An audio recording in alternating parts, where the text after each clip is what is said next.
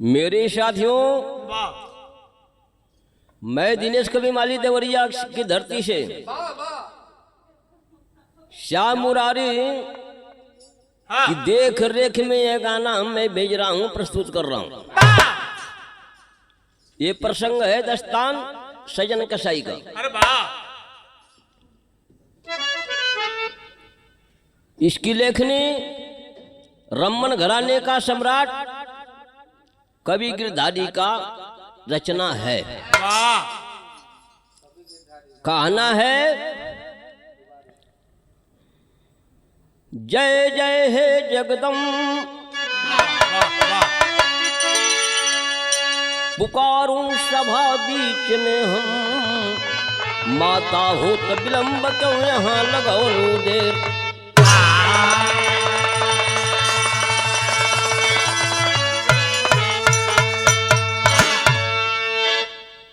पंखुड़ी जिनकी अंतःकरण की विमल, जो हरि के चरण में लव लगाते गए, प्रेम पापी भी करके उमाकांत से अपनी बिगड़ी मुकद्दर बनाते गए। पैदल मथुरा के पावन धरा धाम पे साजी सजन का महवान का, पाया मूर्ति कहीं वो शालीग्राम की, पाप करता रहा पापी शैतान का।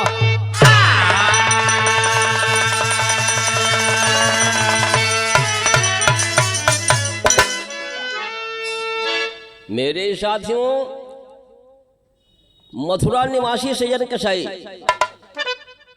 उसका काम था बकरा किन्ना, काटना, मांस को बेचना। बाजार में मांस बेच रहा था। एक साधु का नजर पड़ गया, क्योंकि शालीग्राम ठाकुर को वो बटकरा बना दिया था, और शालीग्राम ठाकुर को बटकरा बना करके ही उससे मांस को तौला करता था। हीरा को जौहरी न पहचानता है, उस कसाई को तो मालूम था नहीं। और साधु जी परख लिए कि ये तो शालीग्राम ठाकुर हैं। थोड़ा सा कसाई बाम बगल हुआ, ये ठाकुर को लेकर के साधु जी चल दिए और धो पहुंच करके पूजा करने लगे। एक लाइन तर्ज वही देना पड़ा।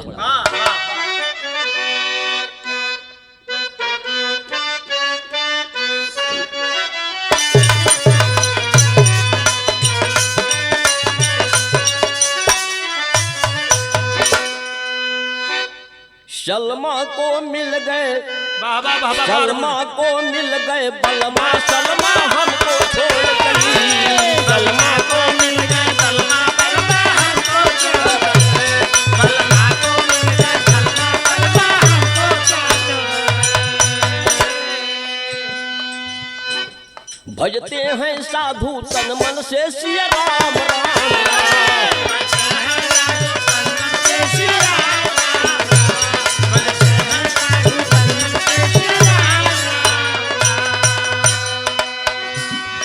दूध में मूर्ति को नहलाते, दूध में मूर्ति को नहलाते, रोरी चंदन टीका लगाते, रोरी चंदन टीका लगाते, रोरी चंदन टीका लगाते। ठाकुर बाबा मजा न पाते, ठाकुर बाबा मजा न पाते, मजा न पाते। लगे दिखाने साधु जी को सबला शालीग्राम, भजते हैं साधु कलमल से राम राम।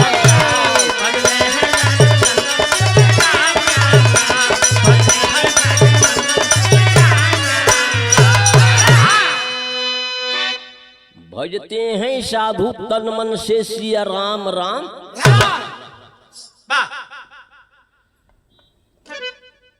साधु जी शालीग्राम भगवान ठाकुर को दूध में बोरते हैं, पानी से धोते हैं, अच्छा चाउट लगाते हैं, चंदन टीका लगाते हैं, लेकिन ठाकुर जी को आनंद नहीं आ रहा है, मजा ही नहीं आ रहा है। ये ठाकुर जी सोचते हैं भगवान की ये साधु हमें डुबा दिया है, जब से लाया है मेरा बदनिया फूल गया है। आज तर्ज वही है मास्टर साहब।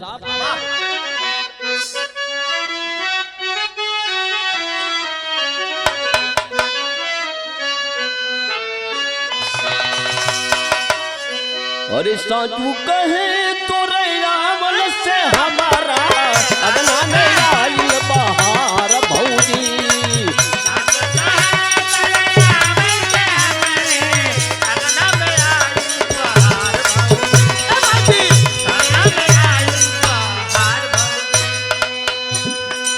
लक्ष्मी की सूरत ममता की मूरत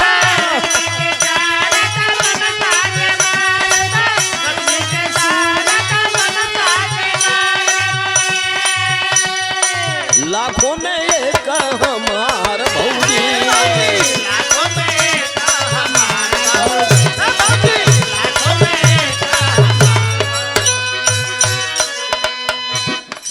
इसी भाव में शालिग्राम भगवान ठाकुर साधु जी से कहते हैं क्या, आवे नहीं मौज पूजा से तोहरे,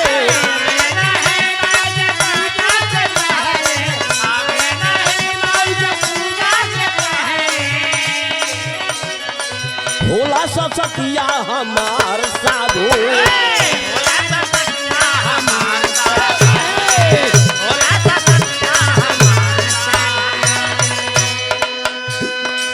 निमन बात सदन के दूला,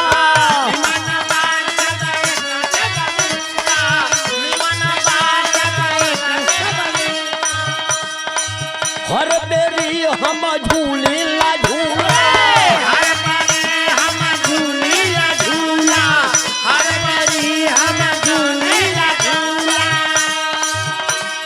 अब जनी मुआवा हमें पहुँचावा,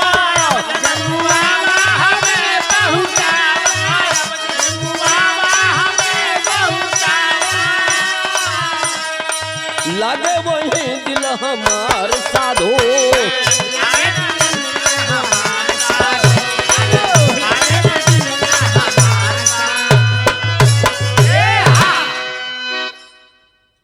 ठाकुर भगवान कह रहे हैं साधु जी से स्वप्न में कि इससे बढ़िया सदन कसाई का तराजू था जिस पर मैं झूला झूल रहा था, हमें मस्त आनंद मिल रहा था।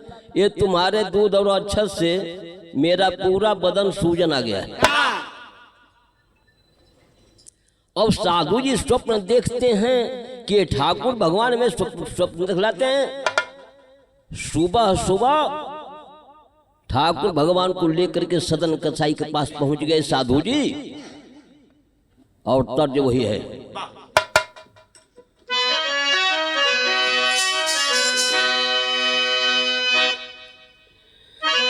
अरे देवरा कहेला भौजी सूत में वो सरवा दई द भौजी, दई द भौजी, ललकी चदरिया वो है दई द भौजी।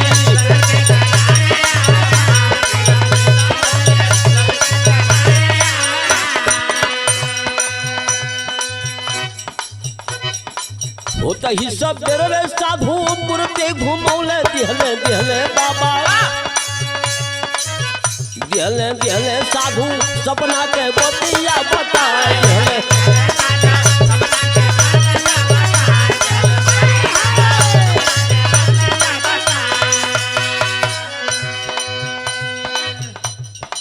ममता पर रब के लग सदन अनुरागी,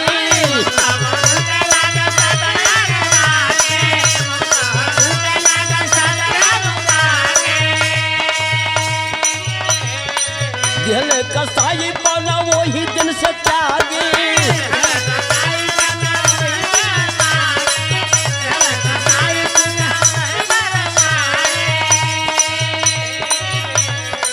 भक्ति भजनिया में लगली लगनिया, लिहले लिहले अपन जोगिया के भेसावा बना, लिहले लिहले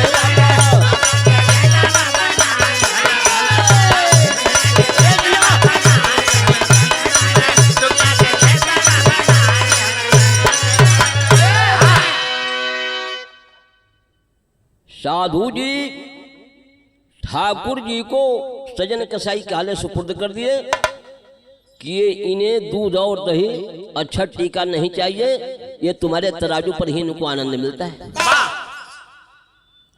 रे जब ठाकुर का स्वप्न वाली बात साधु के मुख से जब सजन कसाई सुनता है तो सोचता है कि जब भगवान हमें इतना प्रेम देते हैं वो करते हैं तो उसी दिन से कसाई पन त्याग करके साधु का रूप बना लिया। आगे टेरी के में कहना है क्या?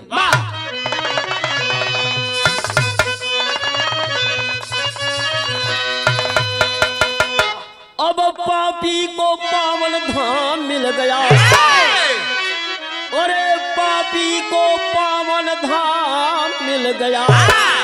अधम के उर्जंचल में विबल भावना व्यापी, अधम के उर्जंचल में विमल भावना व्यापी। पापी को पावन धाम मिल गया। मथुरा से वह काशी पहुंचा,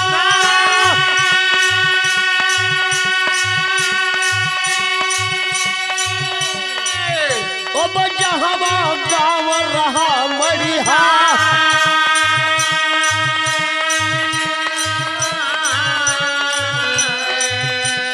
ठौर मिला एक किसान के घरा,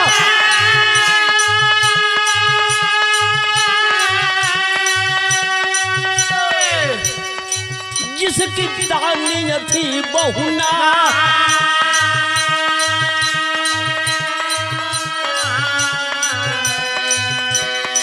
मजली लख के सजन की सूरत,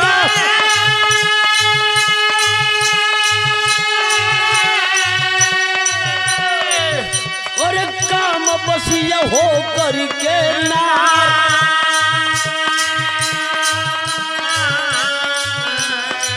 मझली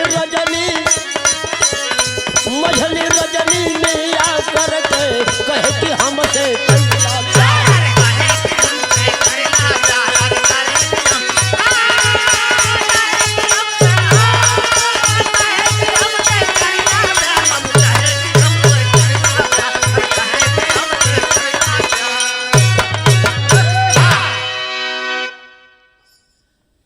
मथुरा से सजन कसाई जोगी के रूप में काशी में गया, ग्राम मड़िहार में। दो किसान पत पत्नी थे, दोनों धार्मिक विचार के आदमी थे। ये सजन कसाई को शरण दे दिए और ये जोगी की वेश में सजन कसाई कहे कि मानो हम यहाँ पर आज रात बिता लेंगे और सुबह अपना रास्ता नाप लेंगे। रमता जोगी बहता पानी, आइए तीनों का कौन निशानी। आज जब 12 बजे रात होता है तो किसान की औरत जोगी से कहती है क्या? लाइन वही तर्ज का है।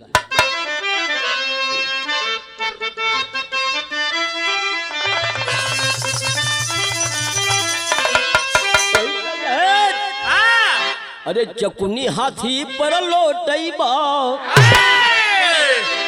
अरे चकुनी हाथी पर लोटैबा, पातर तिरिया ना पैबा।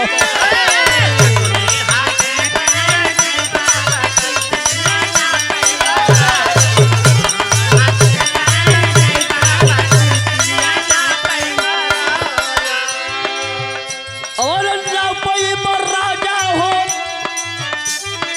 ना पैबा राजा, पातर तिरिया ना पैबा राजा। चकुनी हाथी पर लोटैबा, पातर तिरिया।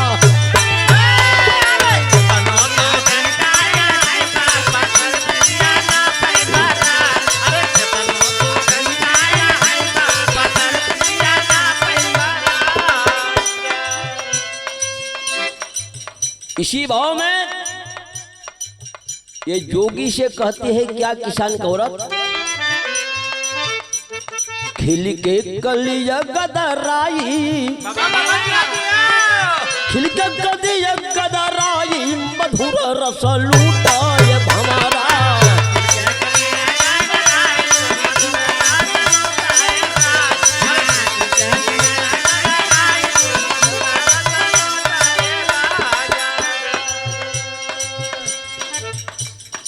मौसम सुहाना न कोई दिखाला,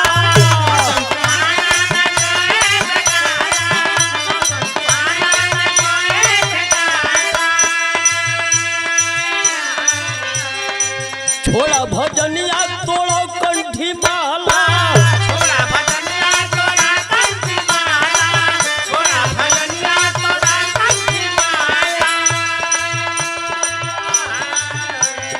गरवा से गरवा मिलाई मधुर रस लूटाए भंवारा,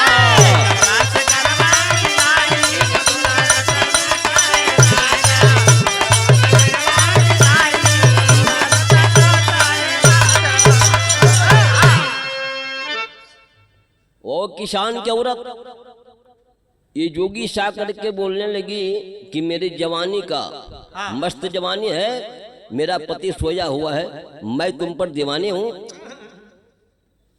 ये सजन कसाई तो जोगी का रूप में सोचता है कि क्या कह रही है, आतर जो वही है।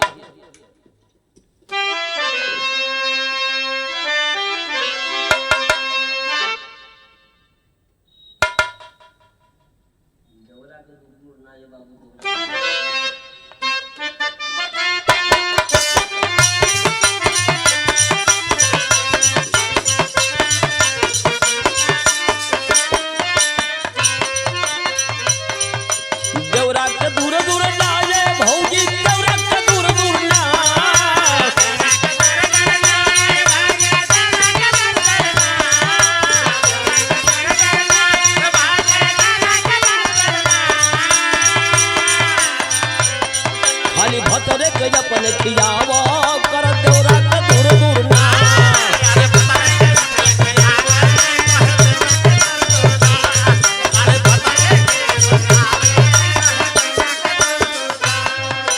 देवरा का दूर दूर ना ये भौजी, देवरा का दूर दूर ना,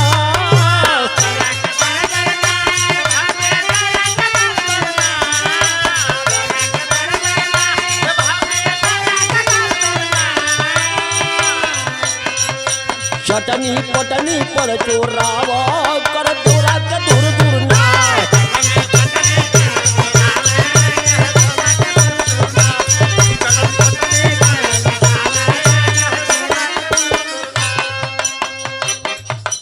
इसी भाव में वो सदन जोगी से कहती है क्या किसान को औरत,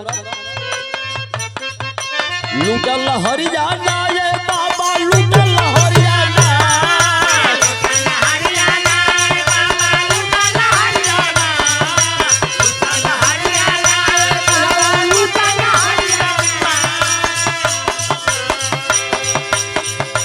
चली के हमरा आज से जरिया बाबा लूटल हरियाणा,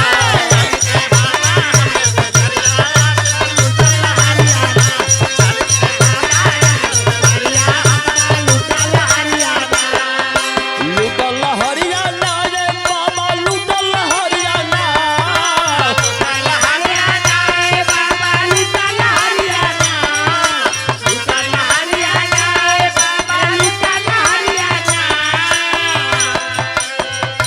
देख पतली हमर कमरिया राजा लूटल हरियाणा,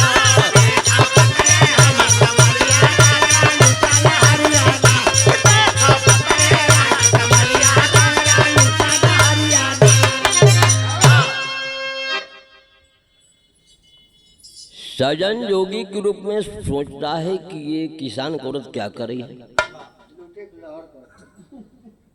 अब ये सोचता है कि अपना गुदरी और बिस्तर लेकर के अभी हम रवाना हो जाए।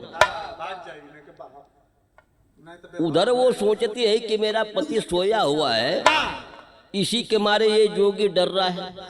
किया क्या लास्ट में पापड़ का प्रमाण है।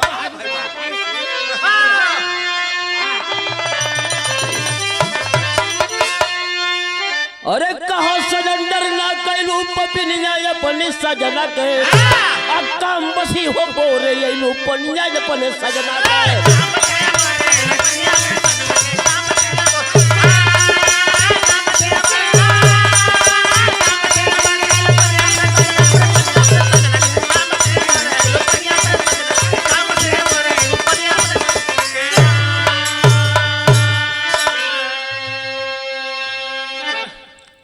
बसी हो बोरे ऐलू पनिया अपनी सजना के।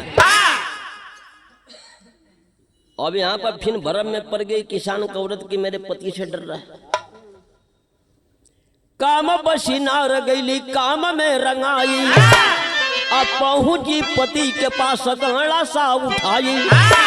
अरे सुतले में जा काट दिया गर्दन अपनी सजना के। लूटा बाबा चल के आज मकनिया अपने सजना के।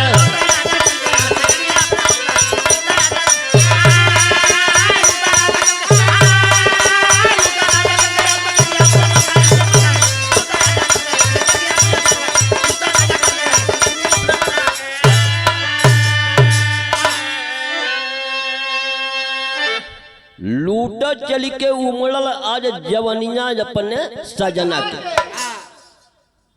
पति को काट दिया। ये सजन कसाई जोगी के रूप में अवाक हो गए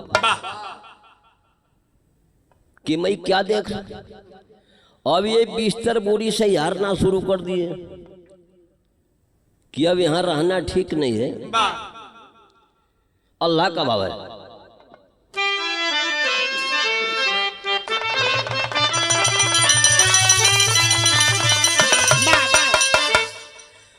अरे सरंगी गुदरिया उठा में जोगी बाबा भैया।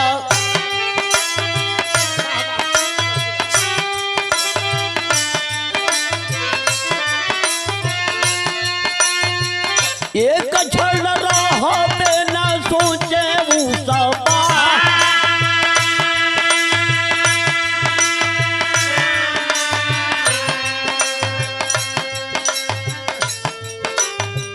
तड़ तड़ तोड़े गोरी चोल के बटनिया बाबू।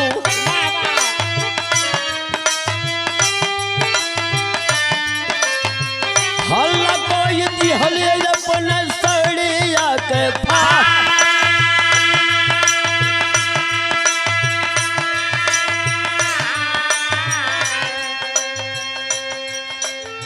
सोनी के आवाज गावा वाल टूट गई दादा।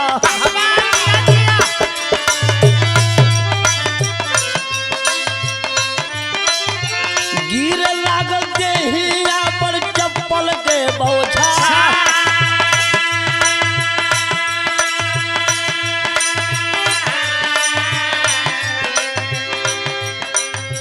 झूठे इल्जाम में सा दान फंस गईले भाई।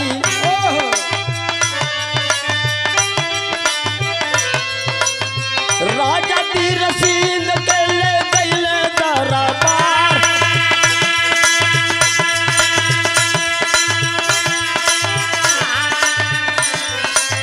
राजा जी सदन के दोनों हाथवा कटौले बाबू।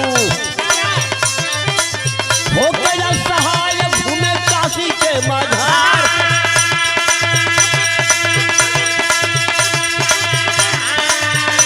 और एक दिन बेचारा पहुंचे शिव मंदिर में भाई। बाबा विश्वनाथ तपस्या देखने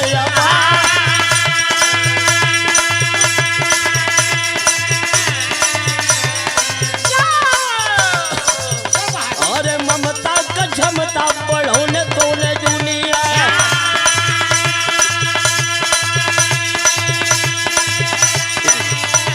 दिहन सदन के धूलो हटावा सवा।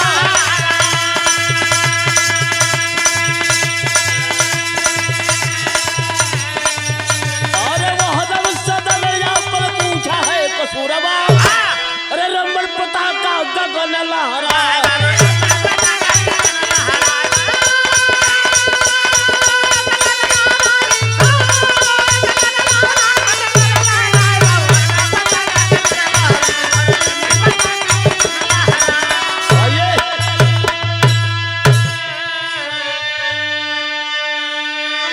सजन कसाई जोई की भेष में अपना सरंगी गुदरी से यार रहे हैं। एक किसान की औरत बोलती है कि नहीं मानोगे। फटाफट साड़ी सया फाड़ करके हल्ला कर दिया। गांव नगर जुट गए। क्या हुआ? ये बोली कि जोगी मेरे पति को काट दिया। और हमारा आप लोग हाल देखते ही हैं। अब ढेला पत्थर जूता चप्पल का बौछार होने लगा। झूठे इल्जाम में सजन कसाई फंस गए। उस समय बनारस के राजा वीर सिंह थे, उनके दरबार में लोग लेकर गए। राजा वीर सिंह सोचते हैं कि सारा कर्म ये हाथ से किया है। जोगी का हाथ काट करके राजा वीर सिंह छोड़ दिए। ये घूमते घूमते बाबा विश्वनाथ के मंदिर में गया। बाबा विश्वनाथ जी हाथ को ठीक कर दिए। सदन का हाथ ठीक हो गया कसाई का। अब ये पूछता है कि भोलेनाथ भगवान, ये दुनिया अंधी है, कोई नहीं देखता है। आप तो देख रहे हैं कि मैं निर्दोष हूं, मेरा हाथ क्यों काटा गया? क्यों काटा गया हाथ मेरा? भोलेनाथ जी कहते हैं कि तुम तो निर्दोष हो, लेकिन वो किसान की औरत भी निर्दोष है और किसान भी निर्दोष है। इस तीनों में किसी का दोष है नहीं। सजन कसाई कहता है कि जब तीनों में सब निर्दोष हैं तो दोषी कौन है? लास्ट बिरहा का प्रमाण है। भोले जी कहते हैं क्या? और सजन कसाई पूछता है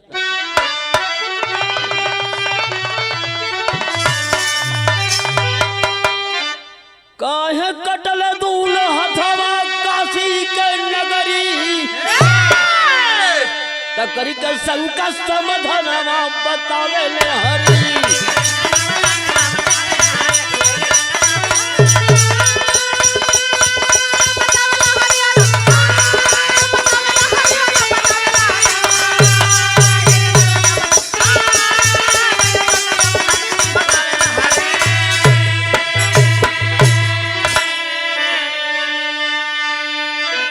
करी के शंका समाधानमा बतावे ले हरि। बोले बाबा कहते हैं क्या कि रहल किसान पहले जन्म में कसैया, अब बॉलीवुड का नार जवन रहली पहले गैया। वह किसान पूर्व जन्म में कसाई था। उसकी औरत जो वो गाय थी पूर्व जन्म का, और वो कसाई गाय को लेकर कटवाने जा रहा था। तुम उधर से आ रहा था, ये गाय भागी, रस्सी पकड़ के दे दिया। वही पाप के पराचित हो लागल यही घड़ी, अकरी के शंका समाधान बतावे।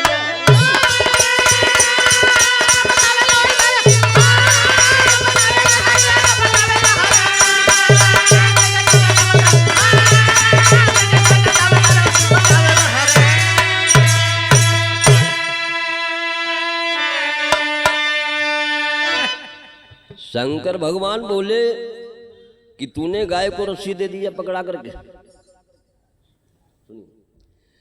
तो वो कसाई जाकर के गाय को कटवा दिया। तू अपन हाथ से रस्सी थमा था। आज वही गाय औरत बनी है, उसका वो पति है, और तुम रस्सी पकड़ाया था, तुम बाई चांस उसके दरवाजे पर पहुंच गया था। अरे बदला लिहली नारी बन के ये जन्म में साथावा, अब तू हर कटल हाथ उनका काटे लिहली माथावा।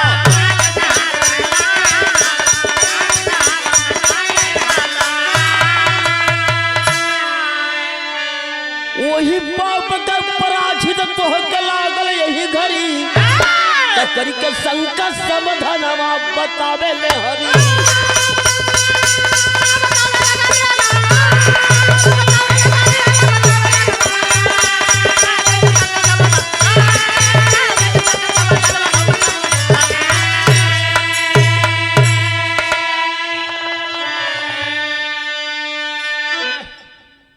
लास्ट में आंकड़े का परिचय देते हुए कहना है, रमन रतन लाल गुरु कल्लन स्वर्गे गए बिहारी, रमन रतन लाल गुरु कल्लन स्वर्गे चले बिहारी।